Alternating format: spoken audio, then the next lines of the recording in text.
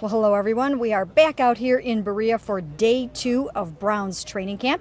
And of course, everyone always wants to hear how the quarterbacks are doing. I would actually have to say today that Brian Hoyer won the day between the two quarterbacks. Johnny had the usual ups and downs that you are going to see from a rookie quarterback, especially one who has to learn a whole new entire playbook. Now, he did make some good plays. He made some mistakes. He had the kind of ups and downs you would expect a rookie to have. Yeah, I thought his practice started okay. Toward the end, I thought he was where he was really struggling. He had a fumble in there, might have been a low snap, but overthrew a couple on short passes. And he just looked a little frustrated, which you can understand because these guys are out here competing. I thought Brian Hoyer looked pretty good today. I thought Pet was saying that he could understand maybe Hoyer was a little bit nervous that first day, the first big chance to win this job. Today, I thought he looked good. He had some nice long balls. I thought he looked sharp today. He did. And then, when you're looking at Johnny, I think there's a couple of things to remember.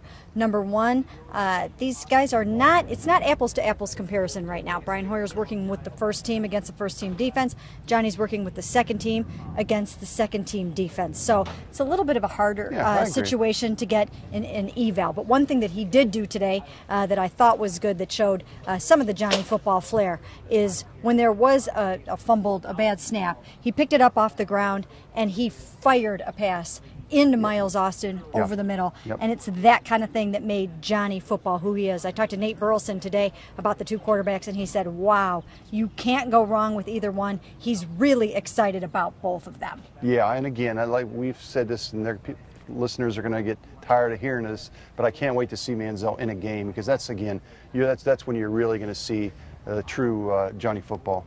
Well, Brian will be taking the first team reps for a few more days.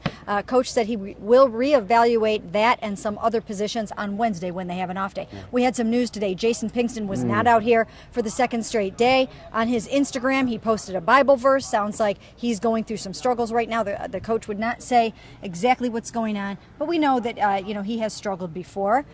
He had the blood clot the 1 year, so here's hoping that it has nothing to do with that.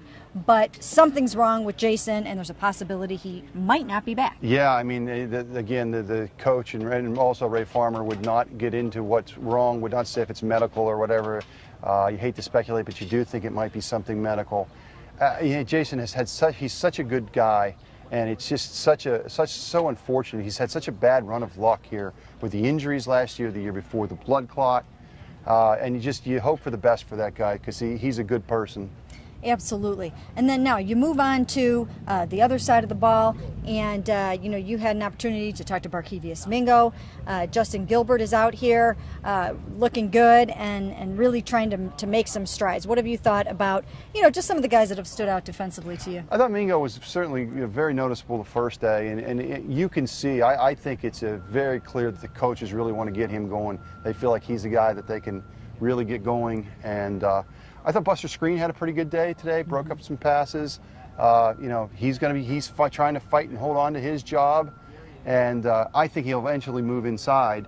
But he's as feisty as ever. And speaking of feisty, he was in a little bit of a scrap today. We saw our first couple scraps, and I thought it was interesting what Mike Pettin says. He wants competitive, not combative, because his big point is, if you allow this to happen in practice, it could happen in games sometimes. Absolutely. And so that is day 2 from Browns training camp. Come out and join us early and often on cleveland.com. We'll have it all for you right here.